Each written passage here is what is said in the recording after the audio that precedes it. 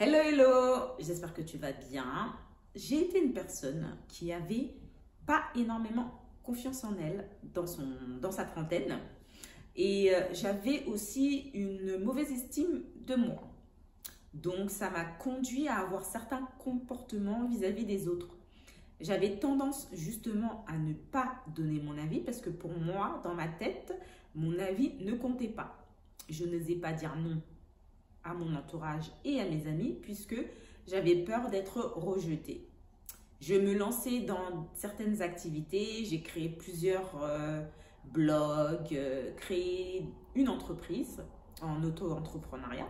Mais comme je ne croyais pas assez en moi, j'ai fini par abandonner alors que si j'avais persisté, ça aurait peut-être donné autre chose. Tout ça puisque mon mental voulait me garder captif.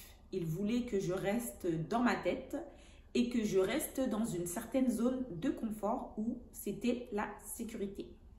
Mais en grandissant et en faisant ce travail d'introspection, eh bien, je me suis rendu compte que mon mental voulait me saboter.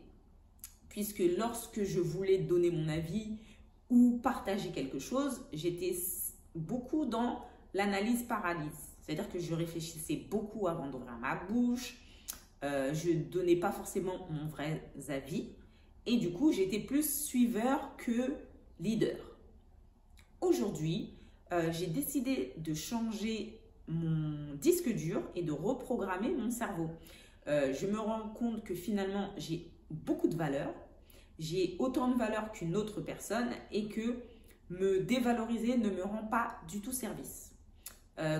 À l'instar de cette chaîne YouTube, par exemple, j'ai longtemps voulu me lancer, mais je n'osais pas. Pourquoi? Parce que je me disais que je n'avais pas de valeur ajoutée et que ce que je partageais n'était pas forcément intéressant. Donc, vous voyez, j'ai le syndrome de l'imposteur en me disant qui suis-je pour finalement partager mes pensées, mes connaissances et mon expérience. Aujourd'hui, c'est tout le contraire. Même si mon cerveau me dit que je ne suis pas capable, eh bien, je passe outre. Est-ce que c'est facile? Ce n'est pas forcément la chose la plus simple, mais chaque jour, en faisant une action, c'est-à-dire montrer que je passe au-delà de mon cerveau, eh bien, ça me permet de construire une certaine résilience vis-à-vis de mes actions et de me dire que je suis aussi capable que quelqu'un d'autre. Si une personne a fait telle chose, je suis tout à fait capable de le faire.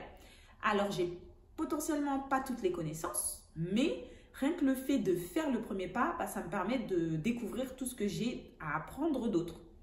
Notamment avec cette chaîne YouTube, je me rends compte que il faut filmer, il faut faire le montage, il faut faire un thumbnail, je ne sais plus comment on dit en français. Et c'est plein de choses que je ne sais pas faire. Je sais aussi qu'il faut parler face caméra, quelque chose qui n'est pas forcément évident au début. Mais à force de faire des vidéos et revenir dessus, voir ce qui a été positif, ce qui est amélioré, c'est comme ça que je vais m'améliorer au fur et à mesure des vidéos. Donc en fait, il faut aussi rechercher une satisfaction personnelle puisque si je me base sur l'extérieur pour faire les vidéos, je ne les fais pas. Puisque je me dis, je vais être jugée, je vais être critiquée et je vois directement que le négatif alors qu'il y a aussi du positif. Je suis capable de m'exprimer à l'oral, je suis capable de partager mes idées et je vois que j'ai de la valeur ajoutée. Donc, ça me permet de gagner en estime et en confiance en moi. Ce n'est pas en une journée que Rome s'est construit, mais à l'aide de plusieurs jours et il faut que je fasse preuve de patience puisque j'ai tendance à croire qu'en allant très vite, c'est comme ça que je vais réussir. Mais non, pas du tout. Je cours plus au burn-out qu'autre chose, mais apprécier mon rythme personnel et me dire que une chose à la fois vaut mieux que rien du tout. Donc, l'autosabotage restera toujours dans un coin de ma tête, mais le fait de savoir que je suis potentiellement dans l'autosabotage et que mon cerveau veut me garder captif m'aide à passer au-delà. Est-ce que c'est facile? C'est pas forcément facile puisque du coup, ça demande de l'énergie pour passer à l'encontre de son cerveau. Mais plus je m'habitue à faire ça et plus je serai à l'aise. Et je crée aussi dans ma tête une base de données qui montre que je suis capable de passer à l'action, je suis capable de m'écouter et je suis capable d'agir.